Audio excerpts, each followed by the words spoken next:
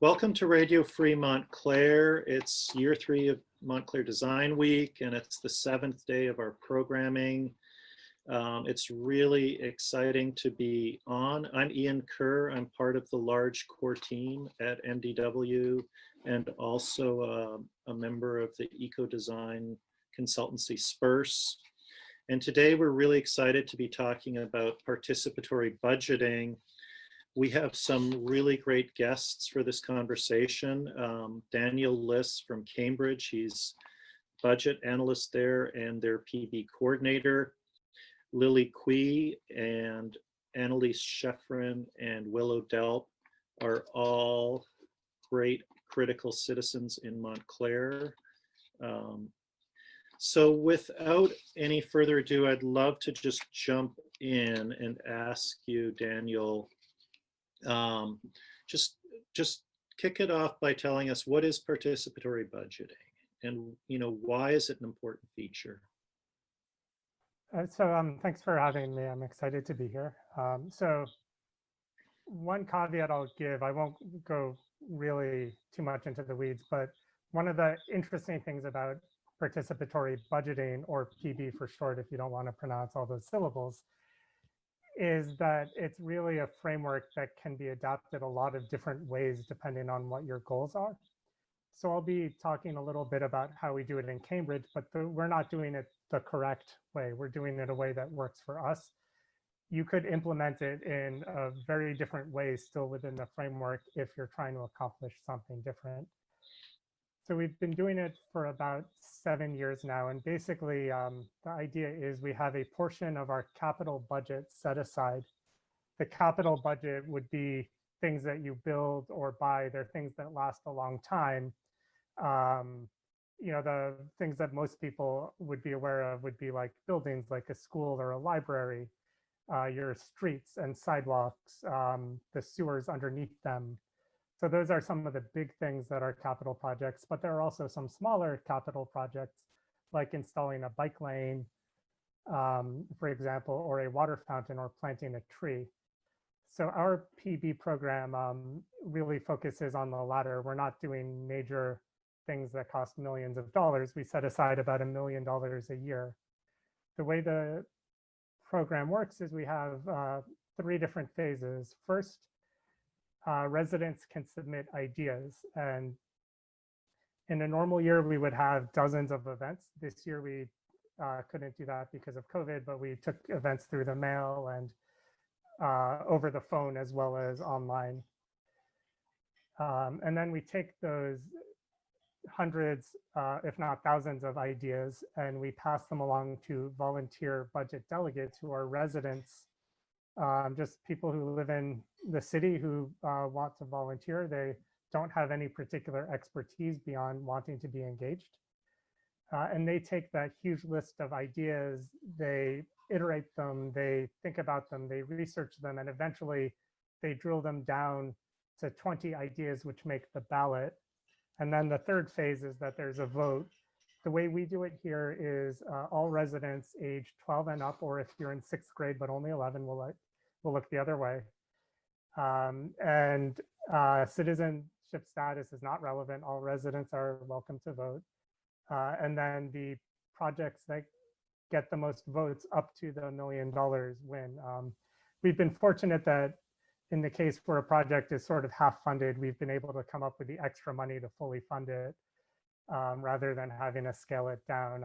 That's sort of something fortunate, but that's something that, those little details are things that you'll all have an opportunity to think about and to try to come up with the best way to implement it here.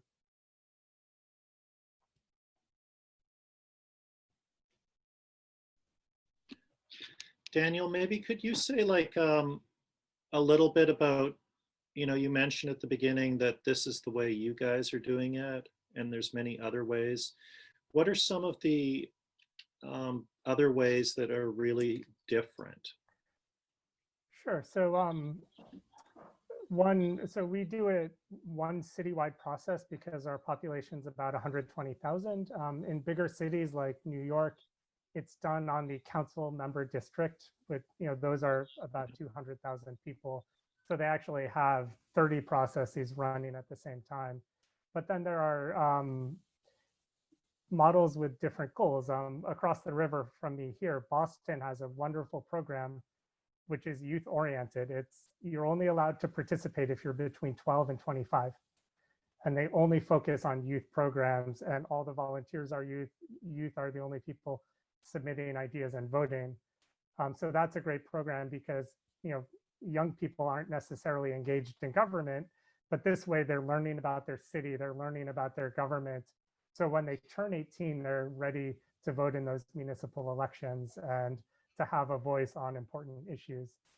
And there are dozens of other models. Some places a public housing authority will do it for their residents, and so on. So yeah, it really has sort of an endless number of potential models as long as you're looking at who you want to serve and what your goal is and where you are and what things are like there.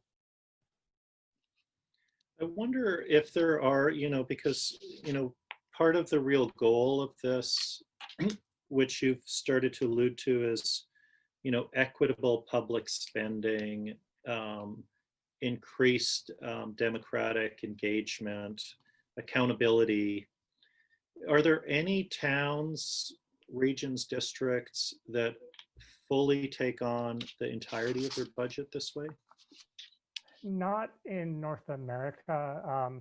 I guess the challenge there, I don't want to get too much into the weeds of this, but for example, we're going to kick off our budget process for next year in about a month. And on day one, more than half of our budget is spoken for because of union contracts. If you add things like debt payments, state mandates that we have to pay, or other things to fulfill state law and so forth and so on, you're talking about 60%, 2/3 of the budget. So the discretionary budget is, actually a relatively small fraction of your overall budget. And then, there are complications about how you can fund things. I don't know what the New Jersey state laws are. So it really does require a lot of technical knowledge. So I think speaking as someone who does municipal budgeting for a living, I think it just would be a bit challenging to throw that level of technical challenges to people from the start. I think, I went to graduate school and got a master's degree to be able to do my job. And we can't reasonably expect everyone to have the technical skills involved. I just have a couple more questions, but Willow, Lily, and Elise, you should feel free to just jump in. So two questions. How big is your office? And then second one, how did you come to decide that you would set aside part of the capital budget? And then how come that percentage? So we normally have 4 people in our office. Right now we have a vacancy, so it's extra fun right now, but we're normally 4. So the advantage of capital projects is because they're one-time projects that have a one-time cost, and you don't need to figure out how we're going to be able to cover this next year. Whereas if we were to hire someone to run some sort of a program, we run the risk of, okay, well, the money's run out, the program's over, we have to lay that person off. And our goal in starting it really came down to wanting to get people involved with the city's finances and to really learn about how that all works, and really learn about how the city operates. I think one example, there's this idea comes up every year of installing a water fountain in my neighborhood branch of the library, which seems like a really obvious thing. And it seems like if we're not doing it, then we must have, be really incompetent. But then when you actually look into it, this was a building that was built over 100 years ago. It has a concrete slab floor. To install the plumbing necessary would cost about $250,000. So when you sit down and have a conversation with someone, then all of a sudden it's, oh yeah, I would not want to pay $250,000 for a water fountain. That's not a great use of our funding. So it really helps people understand what the thinking is behind some of the decisions, what we do and what we don't decide to do, so that then they're better informed and they understand, they when they participate, they do better. The other thing is that sometimes projects that don't win at the ballot, we think they're great ideas and we find other ways to fund them. So it's really a great way to get input. Another branch library in a neighborhood with a lot of low-income housing was falling into disrepair. It just missed out on the ballot 2 years in a row. We finally said, you know what? This is a project that deserves to be implemented. We're not going to leave it up to chance and to see what happens in the vote. And we found another way, and now that project is underway. So it does have a way of influencing the greater budget beyond just those projects that are funded at the ballot box. And that's really important to me, because it would be a waste of a lot of great data to see what people's priorities are, what they're excited about, what they're interested in, what they think the needs are, if we didn't turn around and give that to departments and say, hey, when you're doing your budget requests, look at this stuff. This is what people want. So that's sort of a secondary, but a very important secondary impact of it.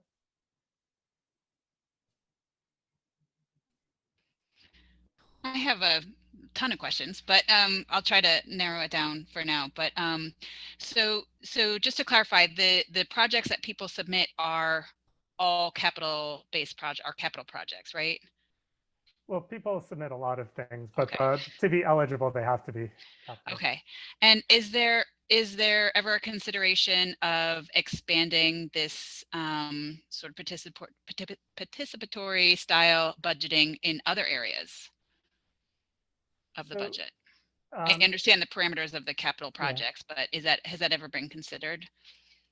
So that's not something that we have done, but for example, my brother lives in Brooklyn, and his council member, Brad Lander, piloted a program last year where they awarded operating grants to several nonprofits in that neighborhood to do different kinds of programs. And that was something that I found very interesting, and that's something that we may look at long term when we have a chance to step back and we're fully staffed and we're not dealing with a pandemic, and we can say, okay, what other things can we do to make this even better?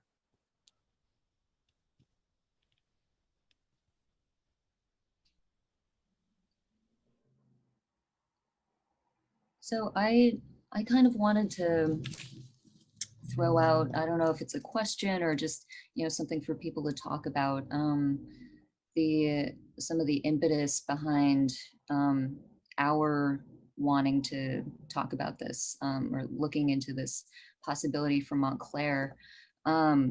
So Annalise and I are members of Montclair Beyond Policing.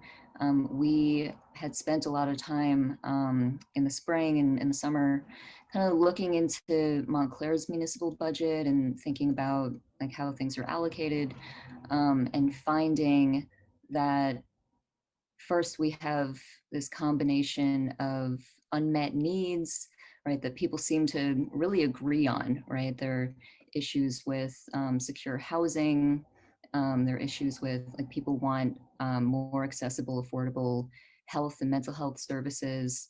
So on the one hand, right, this kind of loose consensus around areas of unmet need.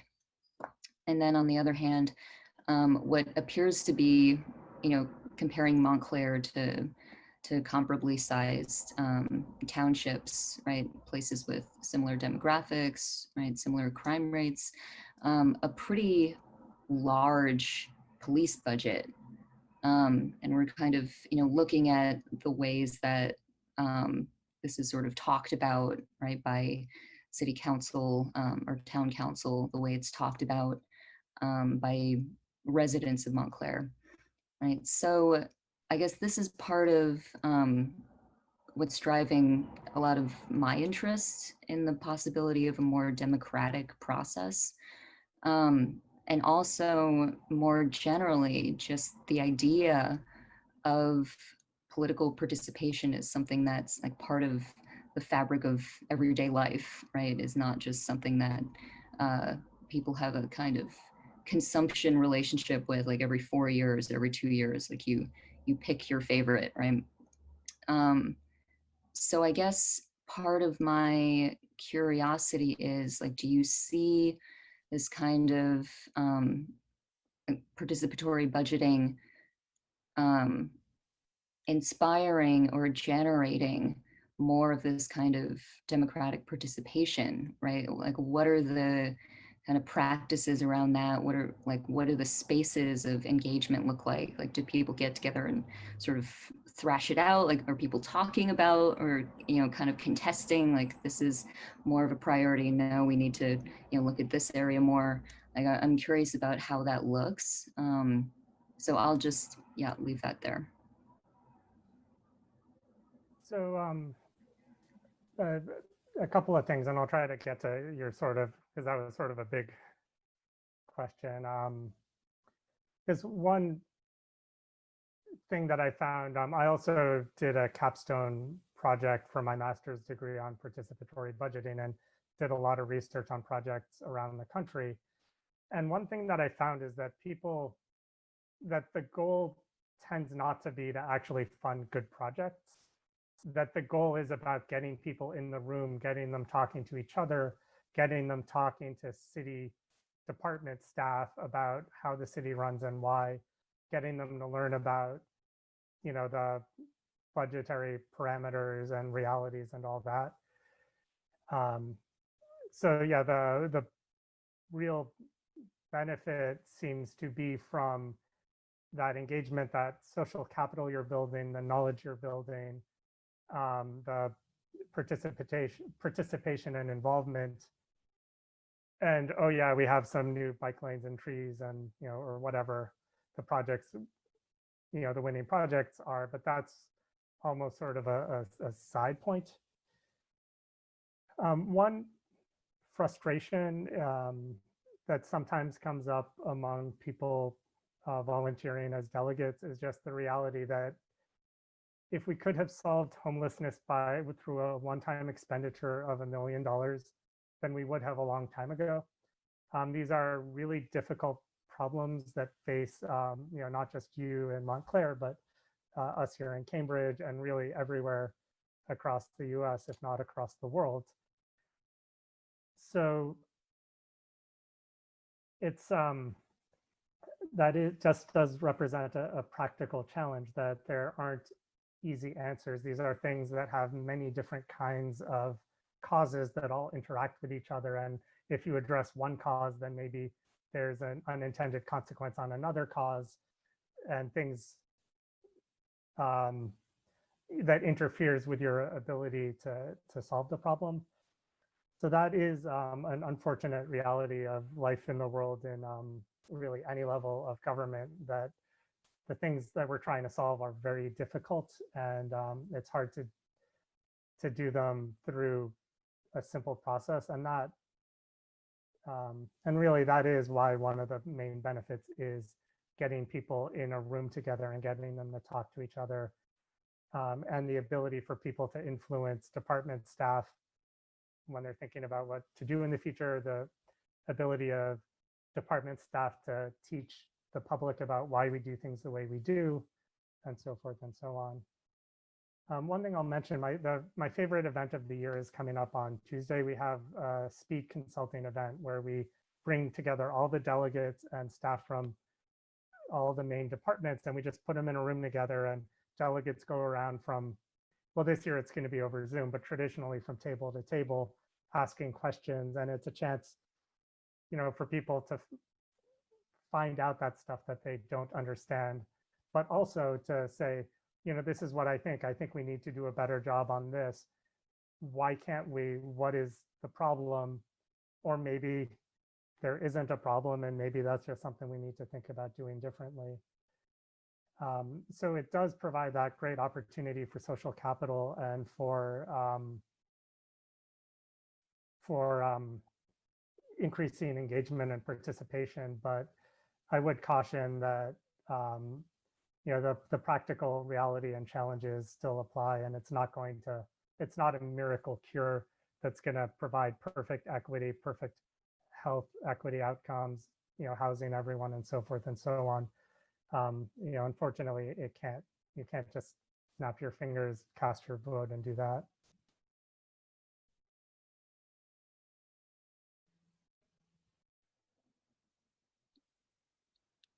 Yeah, I feel like I mean, I don't think any one mechanism will undo 50 years of austerity politics.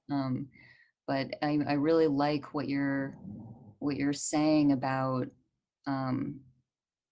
just what's possible, what becomes possible when you get people to enter the room, right? To come together as a community. And I think like that's the muscle that that has to be built, I think. And whatever the the sort of carrot is, like show up and you can talk about like a project that you're interested in. It's the actual engagement, right? The willingness to talk to each other and kind of disagree and negotiate and like see what other people's needs and wants are. That's the thing that I think is slightly missing from maybe not in Montclair. Maybe there's a little bit of that, but I think it's difficult, especially during pandemic, obviously, to get people to be willing to engage and put in the time and just the face time. And so I like what you're saying about participatory budgeting as at least like one inroad into like building that muscle that can then be continue to be built. One thing I'll mention is when it first got launched in South America in the late 80s, this was in countries that had less than a decade earlier been military dictatorships that were brand new democracies. And you had this situation where the people literally didn't know how to be citizens of a democracy, and the government didn't know how to do things. So it started out as a way to teach people how to function as voters and as citizens, and to teach the government how to provide services. Now, I'm assuming that Montclair knows how to provide basic services, and I'm assuming that there are going to be a lot of people voting in a week and a half, so that maybe that part is a little different. But you're right, that is at the local level, only a small percentage of people do participate, and they're not necessarily reflective of the overall demographics of the community. So yes, it is a way to build that muscle and to try to reach out to the people who aren't participating and say, hey, we're not that scary. We're people too. You can have a conversation with us. We're not going to bite you. And then hopefully they'll feel more comfortable getting involved with government, after there's that humanization that, I mean, I'm literally a bureaucrat. I'm used to people trashing me all the time. But, I'm also a person, and I'm a neighbor, and I care about my community also and all that. I was wondering if you could back up a little bit to talk about how participatory budgeting came about in Cambridge in particular, and maybe if you have some insight into other communities, as in obviously there was a before PB time, now there's a current PB time. So how did that shift happen? Sure. So in 2009, an alderman in Chicago became the first person to implement PB in North America. And he did this by taking some of his discretionary district money and setting it aside and doing that. And then 2 years later, New York started their process in 4 districts, although now it's at more than 30. And then it sort of spread from there. So what actually happened is one of our city councilors, who's not on the council anymore, but this was back in 2014, he read about PB, and he went to the finance director, who now is the city manager, and said, "Hey, I heard about this great thing. You should look into it." And the finance director had been desperate for a way to get the public involved in the budget and to get them to learn about the city's finances. So he was really excited. So he said, "Okay, yes, we'll do this." So I didn't work at the city back then, but my colleagues did a sort of a pilot process, and it went okay. So we've been doing it ever since. This year was the only year where it was a little questioned because of the safety concerns around COVID, but we found a way to run a process that may not be an ideal process that we would have chosen, but is good enough. So that's, I guess, something, my understanding is that Montclair also has a town manager or a township manager.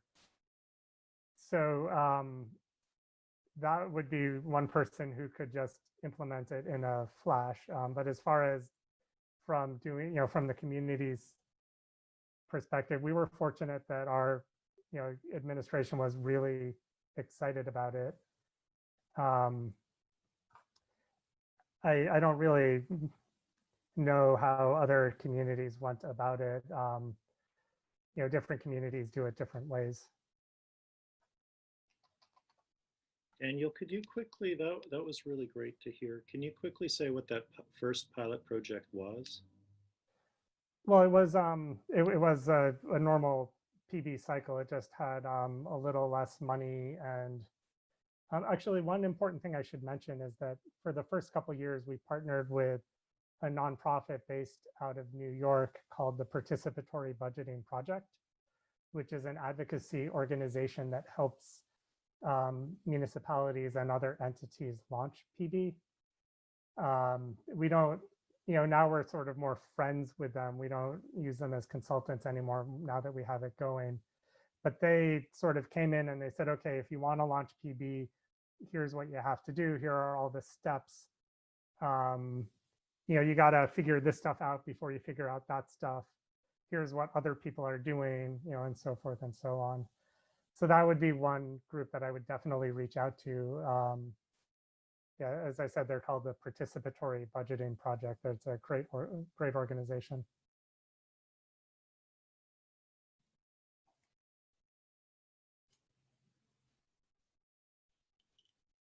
Has implementing PB made people like more trustworthy towards local government, or more you get interested in the functions of government? Yeah, so that's I think so. We don't have firm research that can prove it, but there are a number of academics who are doing research on it, and it seems to their research seems to suggest. But I really think, from where I'm sitting as someone who is in the government, one really interesting thing is that people's perceptions of government aren't actually necessarily based on the government performance. Instead, it's a mixture of their perception of performance and their expectations. And the example I always use is that no one ever complains about a Domino's, or no one's ever disappointed in a pizza from Domino's. It's not a good pizza, but it's exactly what you're expecting. So if you got it, you got what you thought you were going to get. So having PB helps people understand what things are and are not possible. It also helps them learn about programs that are already going on. So maybe they think like, oh, for whatever reason, I always harp on the library project. We have a program where the library delivers books to seniors who are homebound. So someone submits that idea, and we get to say, well, I think you should know we're already doing this. So all of a sudden their feelings for the quality of government went up, not because we actually improved our services, but because they became aware of something that we were already doing. So yeah, that's definitely a benefit, from my side, that it does improve the relationship, and it does give us a chance to say, yeah, that's a great idea. We think so too. And, here's how we're already doing that.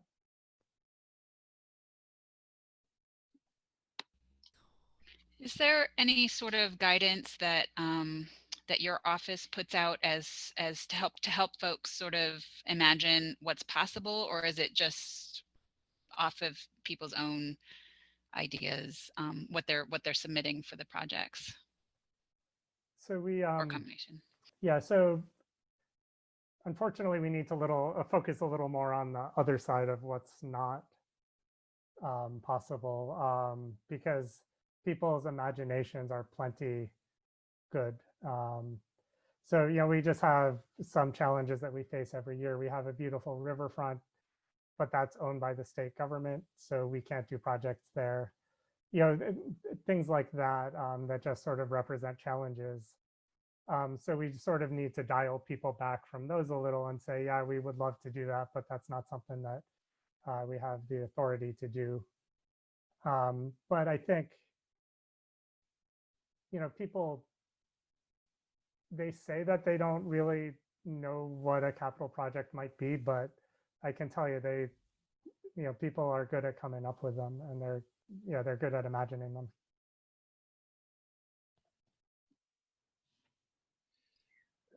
And is there anything that your office does to encourage or boost engagement? Maybe like I'm thinking about how you would even publicize or like reach people who might not necessarily be that tuned in to what local government is doing.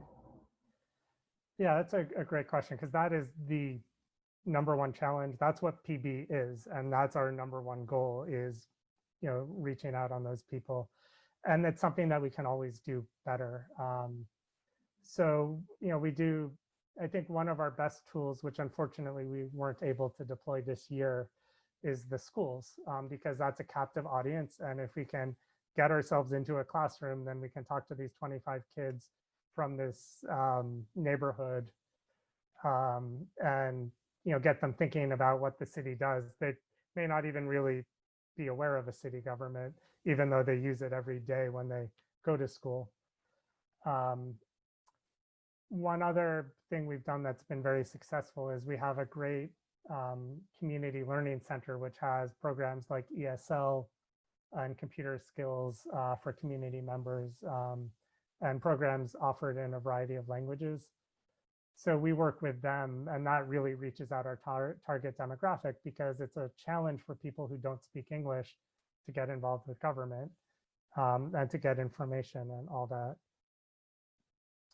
But one thing that we tried at first and it didn't work, but we're anxious to try again, is neighborhood assemblies, where if we work with nonprofits, the faith community, whatever partners we can find, to try to get people from a specific neighborhood representing a specific hard to reach demographic into a room with us, and some facilitators to sort of say, okay, let's brainstorm. What can we do to make your neighborhood better? When we tried that, it didn't go great. We had a really hard time getting people in the room. More recently, people, PB has a much stronger brand. People are familiar with it. So we're anxious to try that again, because we think we'll have a better time, getting people involved. Yeah, this year we had to focus on some great old technologies like the mail. We sent a postcard to every residential address in the city, which isn't something that we had done before with idea collection. And we, leveraged that also great 19th century technology of the telephone, which, by the way, was invented in Cambridge, in my old neighborhood. So we could say, okay, you can mail in your idea, you can call us on the phone. Because we couldn't go and canvass in the library, we couldn't hang out in the senior center, we couldn't go into the schools, we couldn't do these neighborhood assemblies because of COVID.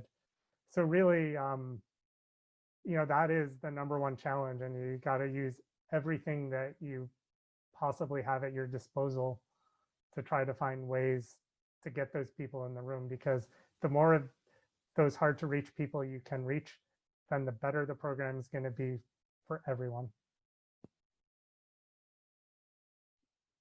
Could you quickly say, like, you said it didn't work? What are the quick lessons that you took away from how the outreach didn't work. So I think the challenges were that people didn't understand what this was because it was new. People are busy, there are, even though we did provide childcare at these events, people either didn't get the message or they didn't want to bring their kids or whatever. And the other, the reality is that, in those demographics that you're trying particularly hard to reach because they're not already engaged, they're busy, they're working unusual hours. They're not just working 9 to 5. Maybe they have 2 jobs. Maybe they're single parents who, they're dealing with a lot in their lives. So just trying to, fight against all those other things that are eating away at their time, which are, on the one hand, those challenges are what make processes like PB so valuable, but at the same time, they're real problems that people are facing. And so this time, as I said, I think if we do it again, because people now know what PB is and they've seen like, oh, hey, yeah, you see that water fountain in that park right there, that was built by PB.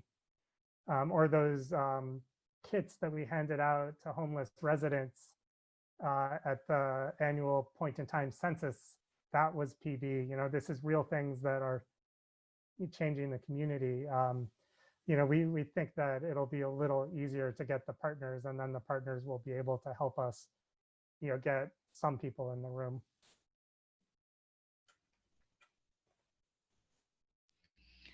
Has there been anything that, I understand that these are, these finite projects, but has there been anything that has spurred either a change in the city budget or, and a more ongoing allocation to something that had started through a PB project? So I think one example of a good project that sort of ended up having ongoing operations. There's a food charity right next to City Hall that called Food for Free that takes food from institutions and leftover food and then distributes it to hungry families. We have a lot of universities and colleges in Cambridge and a lot of businesses that have cafeterias and things like that. So rather than throw that food away, they rescue it and redeploy it so that people can eat it. So in one of the early years, I think the second year, there was a van, a refrigerator van, to help that organization run their operations. So the city owns the van, but they're continuing to use it. And I love walking by it on my way to City Hall because they park on the street. I go right by there. I can't think of any.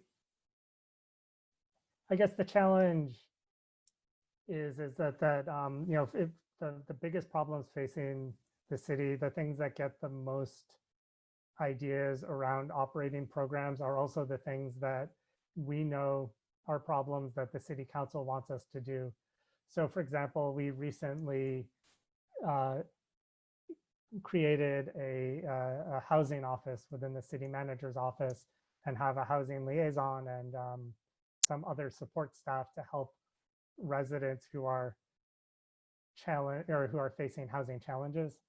So it's hard to say that that's because everyone submitted this idea in PB versus the city council was encouraging it versus it's just an obvious thing that it's the right thing for us to do. So I can't think of any examples off the top of my head. That doesn't mean it doesn't happen. And it doesn't mean that there aren't things that we end up doing that did come up through PB, but also came up through other channels.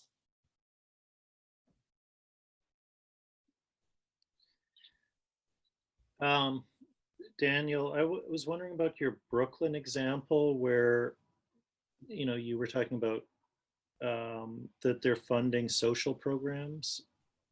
And what's the pool of capital that that's drawn from? So it's drawn from council member Lander's discretionary budget, the same as their capital. Yeah, he just chose, in addition to the, I don't remember how much they set aside for capital. I think it was only 50,000. It was being done as a pilot project that year, but they were still able to fund some great programs. But that sort of comes down to just what money is available and what potential restrictions there are under state law, you know, around how you can spend taxpayer money, which may or may not be an issue in New Jersey. It's unfortunately a challenge we face in Massachusetts, but it's something that I would change if I could, but unfortunately I don't have that power.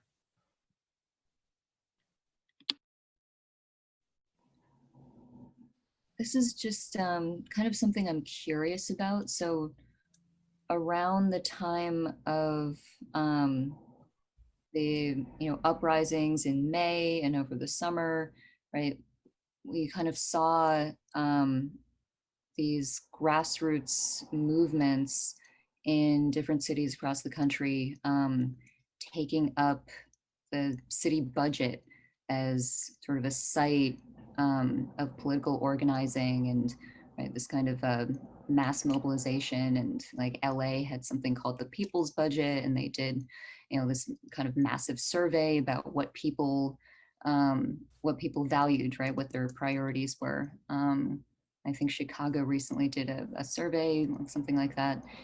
And I guess I'm wondering, like, from your perspective, as someone who's kind of dealing with, right, the budget in a very like granular, like fiddly way, like how do you see those kinds of like grassroots projects? And like, is there any, I don't know, like what would dialogue across those two groups of people look like? Yeah, so I'll preface this by sort of saying that I was talking to a friend about this who's trying to learn about his city budget, and I was sort of explaining a little bit about municipal budgeting. And I guess so he asked me point blank, he said, this is all really complicated. I was looking at your budget. Are you doing this because you're hiding something and you want to hide it in this big thing so that no one knows, like, oh yeah, the secret's on page 425? And the answer is no. We are trying to communicate. We're just not necessarily very good at it. And it's something that's very hard. So I would encourage you to assume good faith on behalf of the folks who you're working with, that they are trying their hardest, and just understand that, like I said, I am probably more comfortable doing revenue projection reports in Excel than I am to sitting down and talking with residents, because that's my skill set. And it's not something that I have a lot of experience at. So with that caveat, I guess one of the real challenges that I've found, I mean, it's great that people want to be involved and everyone should be involved. But one of the real challenges with local government, there are tens of thousands of local governments, and local governments are really weird. I used to work for an organization that was trying to get young people interested in careers in local government. And what we found is that literally every government is different in the way they operate and the rules and all that. And not only that, but if you go state to state, county to county, the services they offer are different. Because, so for example, I don't live in a county. I mean, we have a court district that's called Middlesex County, but there is no county government. So our budget is very different from what yours is, where a lot of the services that we provide are provided by Essex County in Montclair. So that's one of the things that I would recommend, is you need to look at the big picture. You need to figure out who is providing services and what, in the totality, who are providing these local government services. the hint I'd give you is if you're looking at a budget and you don't see schools, your city, your township has schools. No one lives in a place that doesn't have public schools. So you can't, that's the number one most important thing. That's the thing that everyone always spends the most money on. But maybe it's not your municipal government, maybe it's a county government. Maybe there's an independent school district that covers a random assortment of towns, or is maybe covers your town, but is an independent government entity and so on. So that's really, really hard, because if you're looking at your budget and say, like in LA, oh my God, half the budget is for police. Well, the reality is that if you account for things like the services provided by LA County and the services provided by the LA Independent School District, that number seems a lot more reasonable. I'm not going to get into what the right number is, but it's not like, oh my God, this is horrible on the face of it. It's not unbelievably horrible. So the thing that I recommend, which it sounds like you guys are doing from what you said before, is finding places with similar sets of rules, similar structures, and see what they're doing. And that's the best way to sort of get the apples to apples comparison of, okay, we're spending this much on these services. This other township that's also in Essex County that has the same setup we do is providing or spending this much on those services. Oh, why are we spending more on this and less than that? So that would be something that I would recommend. If you want to try to do something bigger than that, then it does take a lot of work to tease out what services are provided by the county versus, and so on. But it's definitely, the other thing you can do is you can pick up the phone and call and say, hey, I'm just have a couple of questions. Please don't plan on spending hours talking to us because we're busy.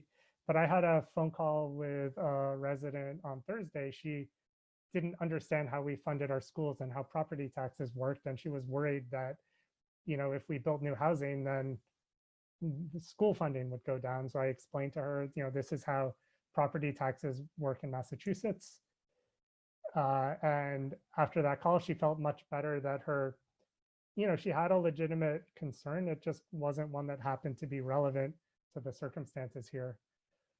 Yeah, so, please be nice about it, be polite about it, understand these are people, they're humans with feelings and they are busy.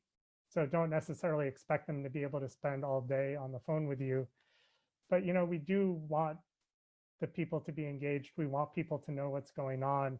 We're trying desperately to find ways to tell people about this stuff. So I'm definitely happy to have spent 15 minutes on the phone with that resident on Thursday. And you may very well find that the corresponding person working in the Montclair Township government, has a similar attitude.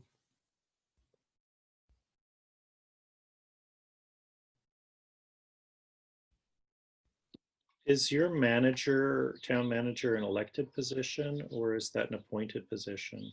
Yeah, so that's an appointed position. Yeah. We have the council manager form of government, which I believe I saw on Wikipedia. You guys have too. Yeah.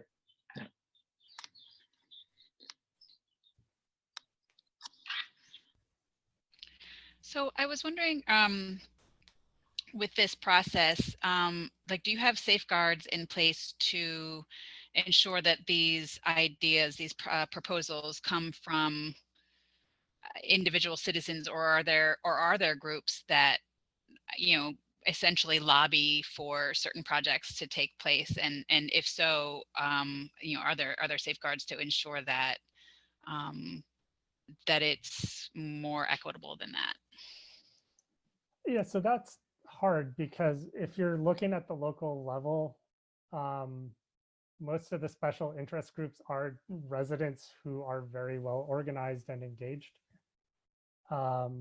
So there isn't really a correct answer to that because it's a matter of perspective. In one person's perspective, oh, this lobbying group got the thing that they always get every year in the regular city budget.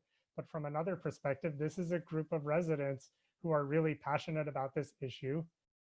And they do have a right to have their voice heard in the process.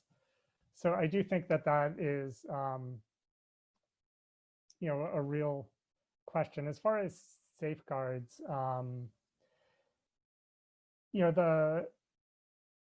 a lot of the rules and goals of the process are set by a community process. So it's not up to me to say, okay, these 5 projects won this year or won last year, they're not eligible this year, we're going to let something else win. Regardless of whether or not I think it's a good idea, I can't do that. Now, we're hoping to have a community process again to revisit these rules once COVID's over and we can meet in person again. And maybe those folks will think that's a good idea, maybe they'll not, but the point is it's up to them. So there are things that you could do that might, like one thing that New York changed one of the criteria to equity. So explicitly, in order for a project to be eligible, there needs to be some sort of an equity angle. But of course, that's a matter of perspective also, because different people can argue, if you pay attention to the transportation world, there are people who very strongly believe that bike lanes are bad for equity and lead to gentrification. And then there are other people who very strongly believe that bike lanes are great for equity because they give a chance for people who don't own a car. And, it's not up to me to referee that dispute. So even if you were to explicitly say equity has to be a factor, there can still be reasonable disagreements. So, but one thing I will say is that the #1 safeguard is if you can get the people who are hard to engage in the room, then you're having the benefit of working with them. They're having the benefit of working with you, and no attempt to stuff the ballot box is going to take that away.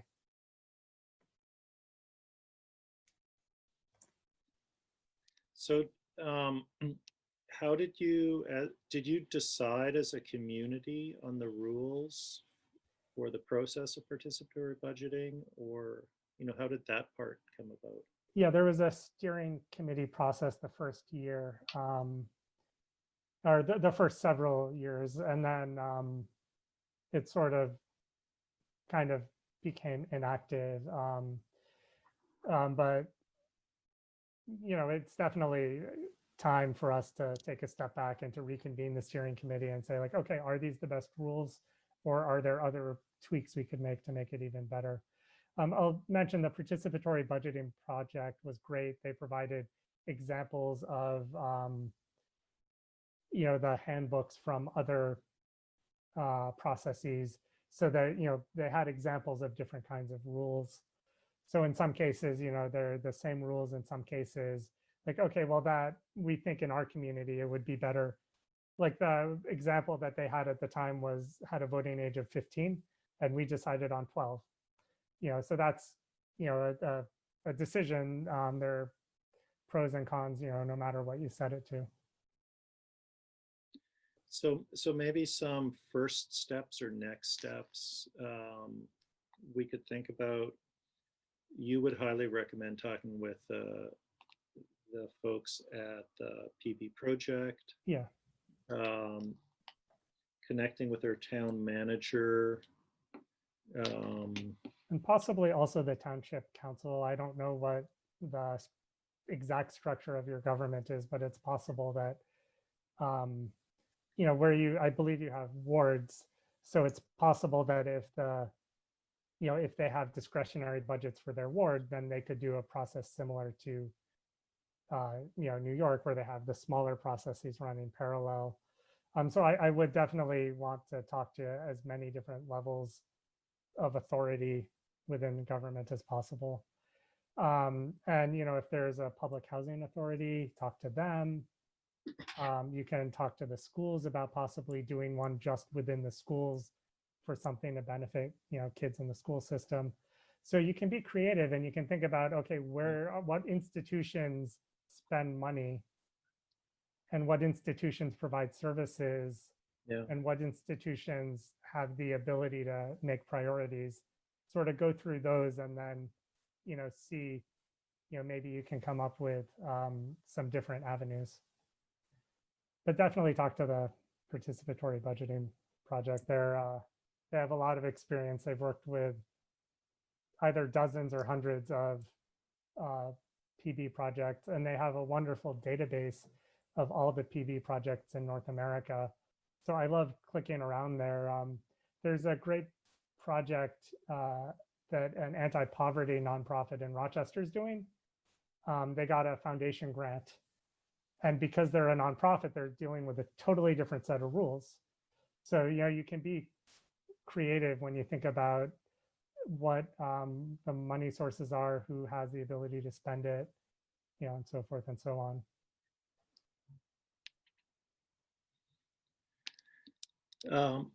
We're coming right to the end. Lily and Annalise, do you have any final thoughts, questions? It's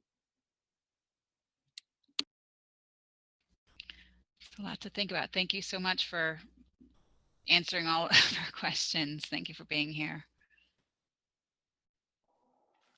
Yeah, thank you so much. I've got a bunch of notes and we're going to mull this over. Thank you. Well, you know, thank you for having me. I do enjoy talking about it, and I enjoy, you know, it's a good program, and it's a program that plenty of other places can do. So you know, good luck. I hope that you are able to, you know, find a way to make it happen in a way that really reflects what you as a community want to do with it. Yeah, it's very exciting to hear, Daniel, what you've done and your stories from other communities.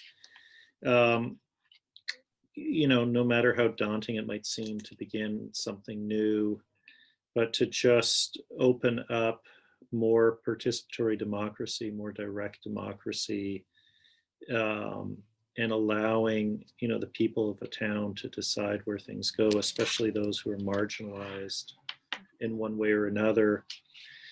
I really like what you were saying too, to look at all the different discretionary budgets, like does school have one, does housing?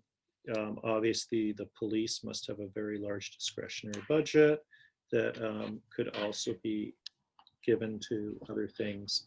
But so there's a lot there. And I'm really excited to think about what steps we could do in Montclair as a community and begin talking more and get people around this idea.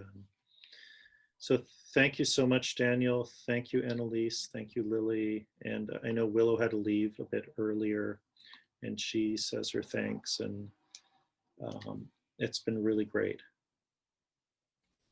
Thanks so much for inviting us, Ian. Oh, it's a real pleasure. Thank you. Hey, thanks, Daniel.